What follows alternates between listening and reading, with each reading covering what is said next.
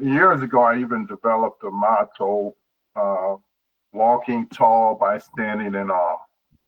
Yeah. Whenever I read Isaiah 6, realizing he's a man with unclean lips, or the people with unclean lips, I need to reverence and fear God more. And I think that's a central issue with addiction. In fact, so much so that I think in Proverbs chapter 23, but it's verse 29, the first question really to me has to do with fear of God and reverence of God. And so how do you help people who struggle with addiction to have a bigger view and more reverence and awe for God? Point people to the cross more and more.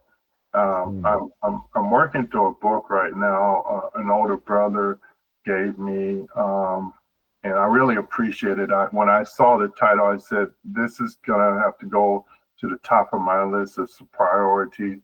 It's called Gospel Powered Humility. From where do we humble ourselves? When we look at the cross, that's the most humbling when we think of what took place there. To have that reverence that we need, there has to be the humility to partake of it, in the sense that we are being more made like our Savior. And that's where the world cannot match the power that God gives us in dealing with addictions, not only to explain the process of overcoming, but the power of each individual to conquer it.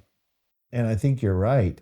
The awe that we can have of God can be seen there at the cross. And when you read passages like Luke 23 and you see Jesus is being mocked, they're casting lots for his clothing, and yet he prays, "Father, forgive them," because they really don't know what they're doing. They don't understand what they're doing. "Father, you forgive them." You look at what he experienced on the cross for our sin, not his own sin. Yeah, that's a great place to go.